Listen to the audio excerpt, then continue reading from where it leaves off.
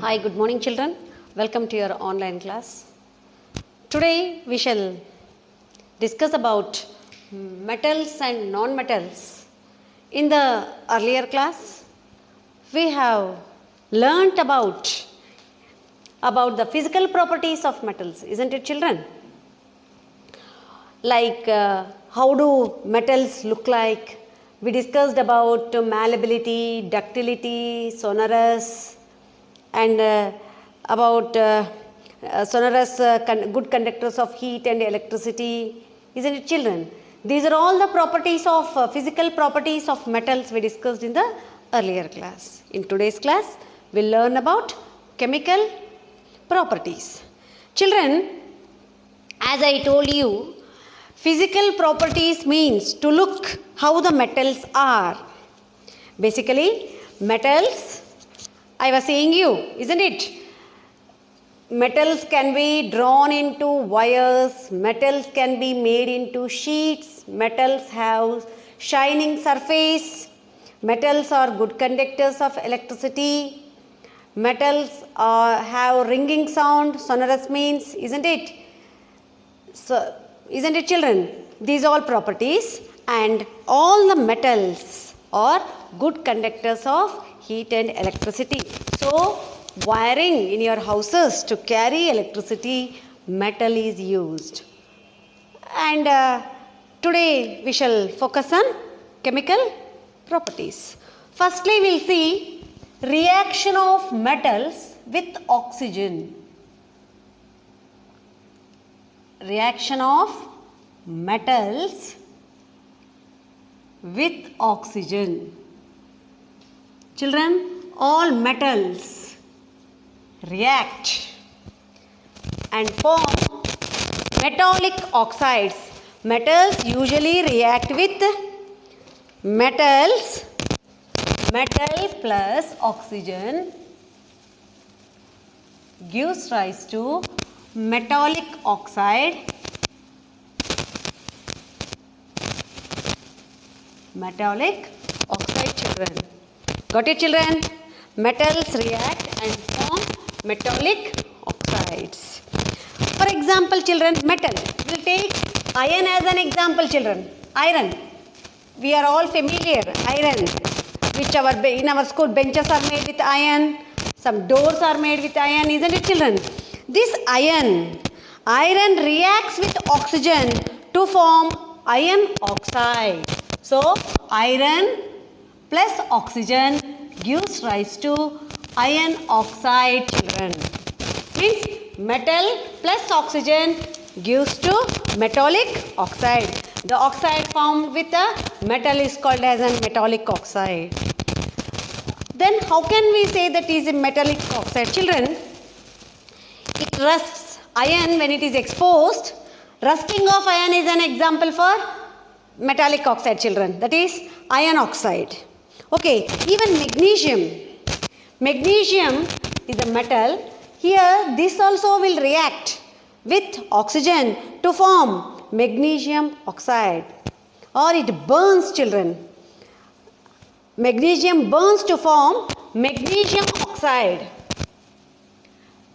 Plus O2 gives rise to MgO, magnesium oxide. Similarly children, even sodium oxide, and copper oxide, and then these metallic oxides are okay. What is the nature of these metallic oxides?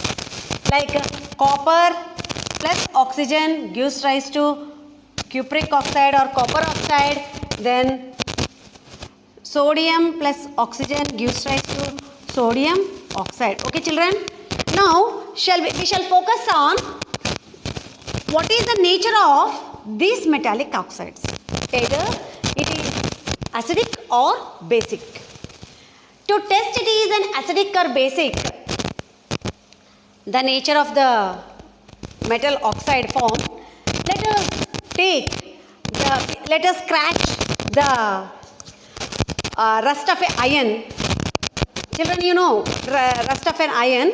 Scratch it, take that powder and mix it with water and make a paste, children. making a paste. If you take a red litmus paper and a blue litmus paper, take both red litmus paper and blue litmus paper to check whether the oxide formed with the metallic oxide metal is acidic or basic. If red litmus is changed into blue, then it is basic. When blue litmus is changed into red, it is an acid, isn't it, children? So here red litmus is changed into blue, then these metal oxides are basic in nature, means bases, they are not acids. You should remember, children, metals react with oxygen forming metallic oxides and they are basic in nature, isn't it? Why do we take a litmus paper? Because it is an indicator. Litmus paper is an indicator which will indicate it is an acid or a base. When the color of the litmus paper is changed from red to blue, then we say it is basic in nature, children. So we can say all metallic oxides are basic in nature. Okay, children, does copper react with? Copper also will rust. Copper, children. Copper means you know. Copper will rust or not? Yes, children, copper forms cupric oxide, means copper oxide with oxygen, but when it is in contact with water and oxygen and carbon dioxide, the reaction, the reddish, actually the color of the copper is reddish brown in color. When the reaction is completed, you can see the copper changing into greenish color, green color, copper particles. You have noticed, I think. This is what the copper has changed its color due to the formation of here copper plus water plus oxygen plus carbon dioxide. This reaction gives rise to cupric hydroxide plus copper carbonate. These two mixed, it is called as patina. Patina. That greenish appearance is called as patina. This reaction takes place in presence of water, carbon dioxide and oxygen, children. Okay, children? This is about copper, children. Copper, it reacts with water, oxygen and carbon dioxide to form copper hydroxide and copper carbonate. And this is called as patina. Got it, children? How rusting of iron we come across in iron, same rusting, but here in copper that greenish appearance is called as patina, children. Almost all metals rust, isn't it, children? Majority of the metals will rust. Now, children, non-metals. We'll go for, now we have seen metals forming metallic oxides with oxygen. Now, non-metals. What about non-metals reaction? Sir, little cut it, sir. Now, children, we shall see reaction of non-metals with oxygen. Non-metals plus oxygen gives rise to non-metals with oxygen gives rise to non-metallic oxides.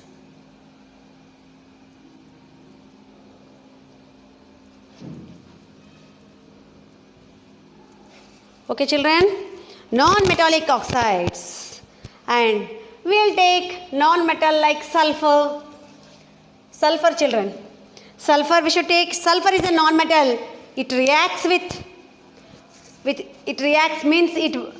with oxygen and forms sulfur oxide, isn't it, children? It burns. Sulfur, if you take sulfur in a jar, closed jar, and if oxygen is added, then it burns, children.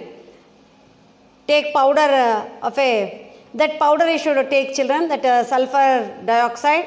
Sulfur oxide is nothing but sulfur dioxide. If you take that you collect that sulfur dioxide and mix it with water, children, and make a paste.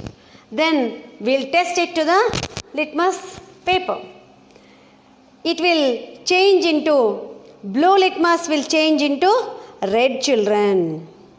Blue litmus will change into red. Then it indicates these non-metallic oxides are acidic in nature. Means acids, acidic in nature. Non-metallic oxides are acidic in nature, whereas metallic oxides are basic in nature, children. Do remember this. Okay, children. Non-metals react with oxygen to form non-metal oxides and they are acidic in nature. Okay, children. Now we shall see what happens with reaction of metals and non-metals with water. Okay, children. Now oxygen completed. Once again, I will like to say you is, metals react with oxygen to form metallic oxide. They are basic in nature. All metal oxides are basic in nature. Non-metals also react with oxygen to form their respective non-metallic oxides and they are basic in nature. Okay, children. Now we'll see reaction of metals with water, children.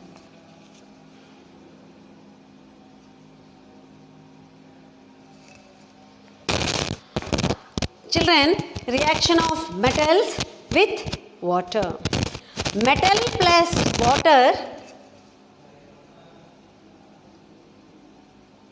plus water gives rise to metal hydroxide,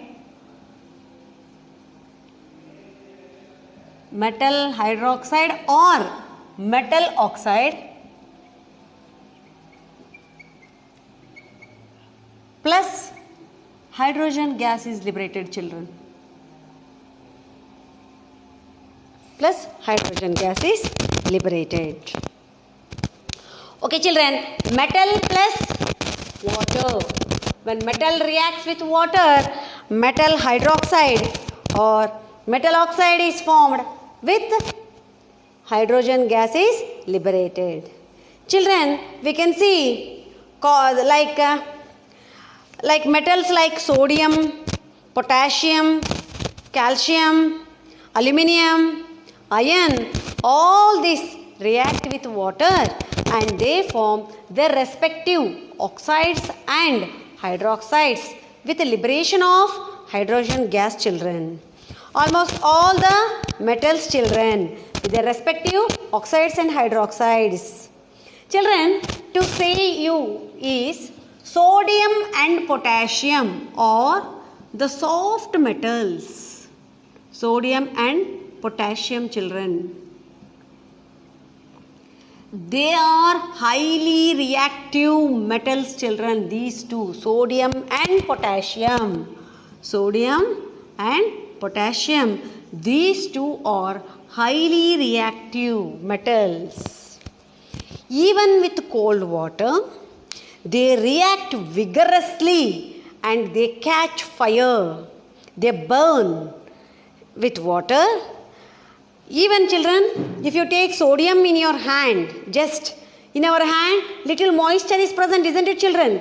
When it comes in contact with that, it will start to burn, children. So, sodium and potassium they're always, these two metals are highly reactive, so they are stored in kerosene, children. They are stored in kerosene because in water also they get burnt, isn't it, children? They are getting to burn. If you like to see this reaction, children, it is really interesting to see this reaction. If you take a tub of water, take a little piece of sodium, and when you throw it in that water, with a hissing sound, it moves and it catches fire, children. It starts to burn.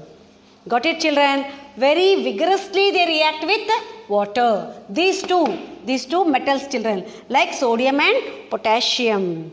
They are very highly reactive, volatile, highly reactive elements, children. These two are very vigorously they react with water, children. But different metals react in different way with water, children.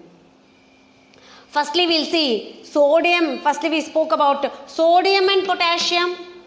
Like they are very violently they react with water, and even they catch fire when hydrogen gas is also liberated. That is first type of firstly about these two metals. Secondly, calcium reacts less violently with water. Got it, children? To form calcium hydroxide, and water does not catch fire. Only these two, sodium and potassium, they catch fire in the water, but this calcium will not catch fire in water. Of course, calcium hydroxide is formed. Even magnesium reacts with hot water only, not with cold water, to form magnesium hydroxide, and hydrogen gas is liberated, children. Children, metals like aluminium, iron, zinc, etc. react with steam, not with cold water, hot water, only with steam, to form their metallic oxides and hydrogen gas. Okay, children. Another type of metals like lead, copper, silver, gold do not react with water, children. Got it? And as I told you, these are all the reactions of metals with water. Then what about non-metals with water? Children, non-metals will not cause any reaction. No reaction is caused with water. Non-metals, no reaction with water, children.